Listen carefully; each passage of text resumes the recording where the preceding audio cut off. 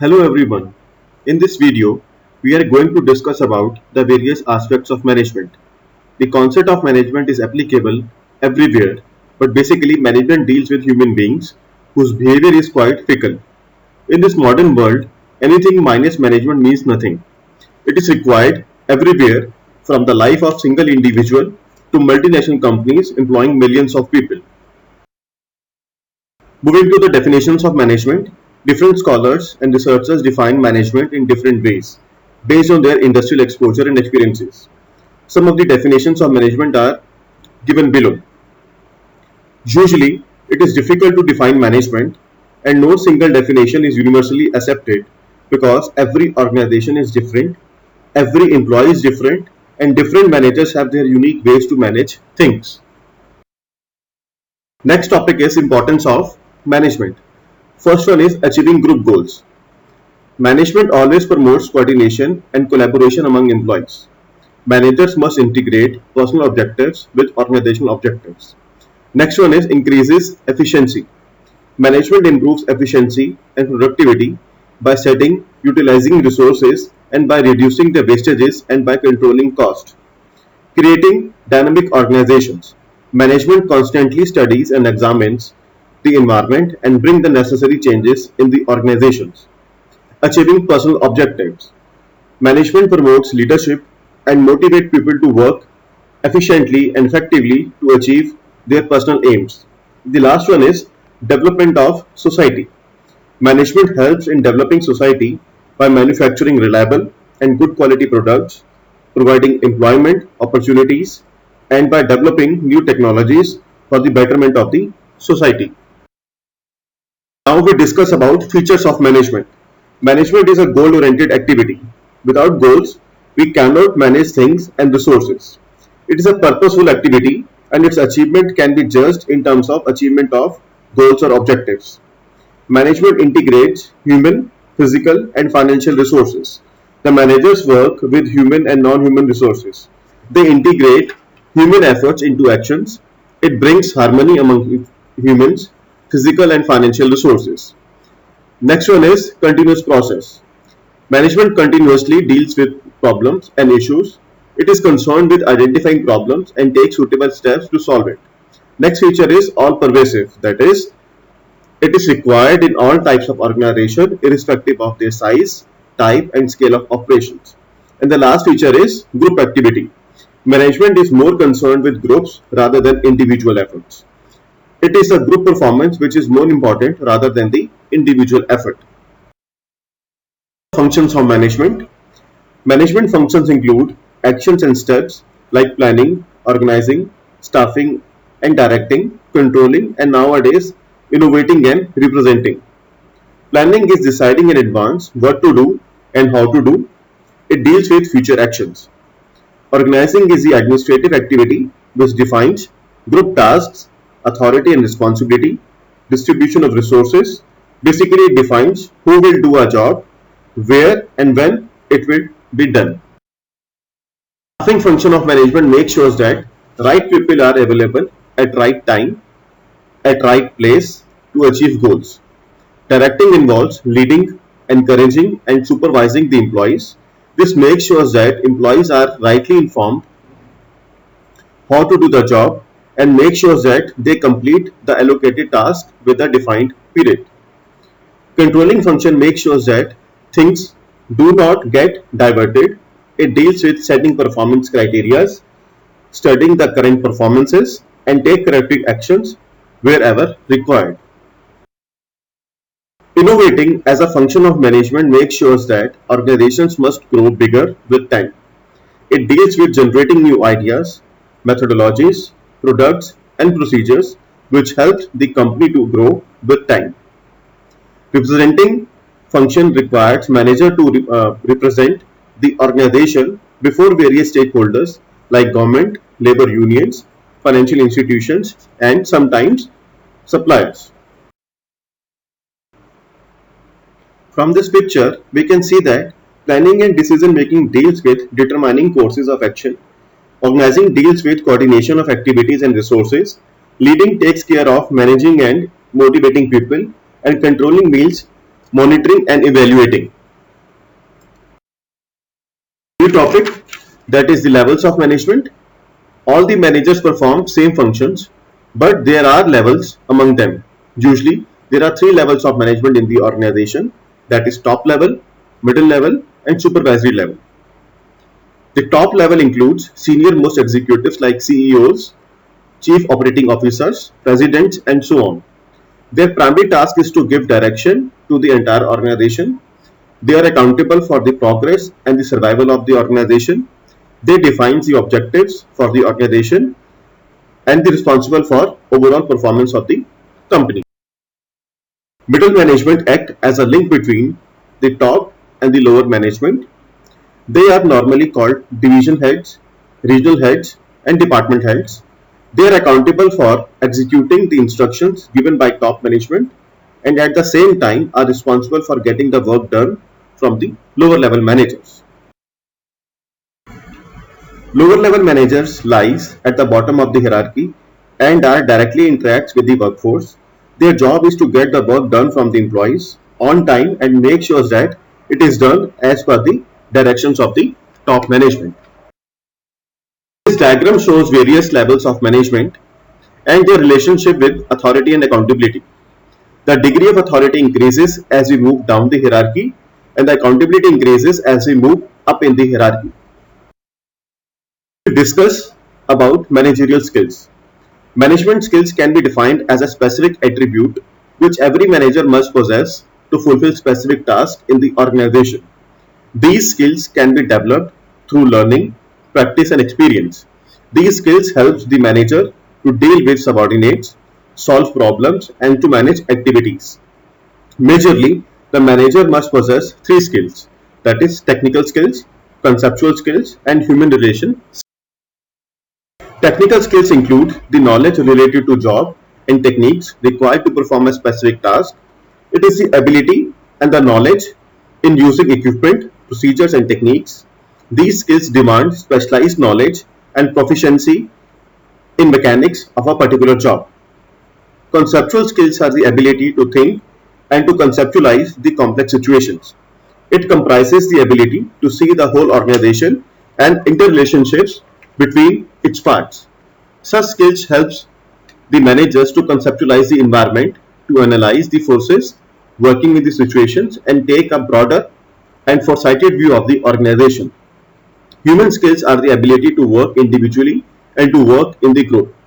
These skills helps in maintaining peaceful environment in the organization by winning the cooperation of the others. Human skills are concerned towards people. In this picture, we can see that the relation between the levels of management and the managerial skills. As we move up in the hierarchy, technical skills become less important while conceptual skills becomes more important in formulating long-range plans, decisions related to industry and economy. Thus, the importance of conceptual skills increases as we move up in the hierarchy. Human skills are equally important at all the levels of management because every manager has to deal with the people. Next topic is managerial roles. A manager needs to perform various roles in his daily life, like he needs to lead his team, solve the conflicts, do the negotiations with suppliers, represent the department and his organizations on various occasions and fronts, and so on. So Henry Mintzberg recognizes all this and proposed 10 primary roles which a manager performs, and he categorized these roles into three broad categories, that is interpersonal roles, informational roles and decisional roles. Interpersonal roles involves providing information and ideas. As a figurehead, the manager needs to perform some ceremonial duties like greeting dignitaries, attending the weddings of an employee, talking to important customers and so on. As a leader, he needs to motivate and encourage his employees. In a role of a liaison, every manager needs to cultivate his contacts and collect information useful for his organization. Informational role involves processing of information. As a monitor, the manager has to continuously scan the environment for the information related to the organization, industry, and related to competition. In a role of a disseminator, the manager shares the information with his key subordinates, and as a spokesperson, he needs to speak for his organization. In his role, a manager needs to transmit the organizational information to the outside people. Involves using information for decision making. As an entrepreneur, the manager should adapt to his surroundings, situations, and look for innovation. It involves solving problems, generating new ideas, and implementing them. In a role of a disturbance handler, he must seek solutions to various unanticipated problems. As a resource allocator, he must divide the work and delegate authority among his subordinates. And as a negotiator, he needs to do negotiations with workers, union leaders, vendors, and sometimes with government and other financial institutions. We can see the various roles which a manager needs to perform in his organization as proposed by Mintzberg. Topic is managerial effectiveness. According to Peter Drucker, the performance of a manager can be measured in terms of efficiency and effectiveness. Efficiency is the ability of a manager to do things with less cost and with less resources, whereas effectiveness is the ability to do correct things. And both of these concepts are important for modern day managers. As we can see in this diagram, being effective means doing right things, and it does not deal with the input and output, whereas efficiency deals with input and output as well apart from doing right things. Moving to the next topic, that is nature of management. In this, we try to define whether the management is science, art or profession, and to conclude, we will study the features and meaning of science, art and profession, and then we will decide.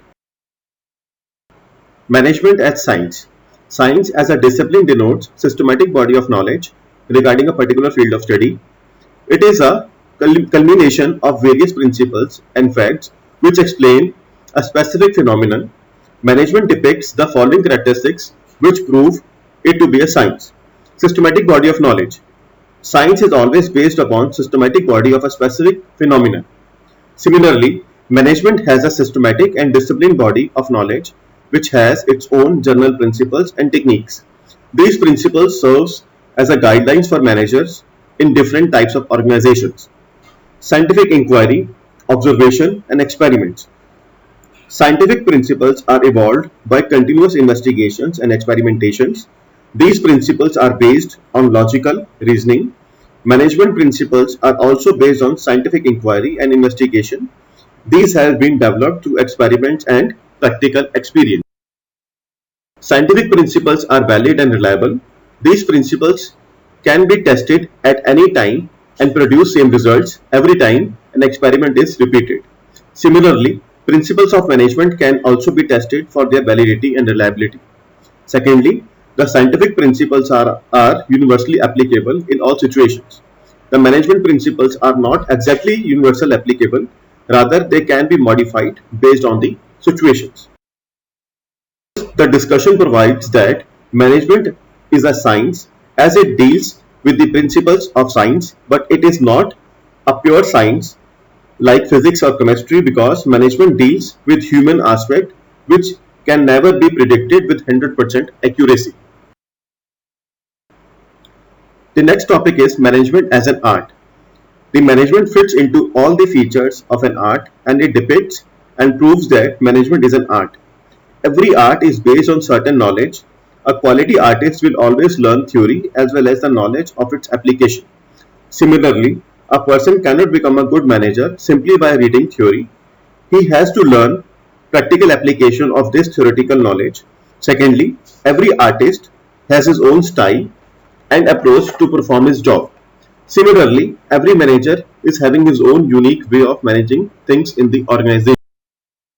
Every art has an element of creativity which motivates the artist to produce something unique. Like art, managers have to be creative because every business problem is unique and requires special treatment. This management is sensible mix of art and science. It is science because it has an organized body of knowledge and it is an art because it involves creativity and practical application. Moving to the new concept, that is management as a profession.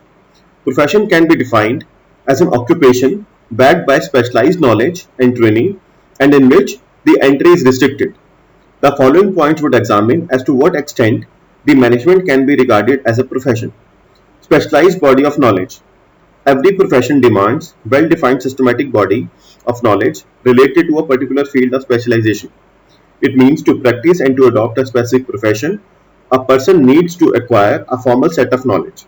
A management is also growing as a specialized field of knowledge. A manager must know about old theories and principles to acquire expertise. Restricted entry means no one can enter the profession without going through the prescribed course of learning. Similarly, various management institutions have been set up in India which offer specialized training in the management.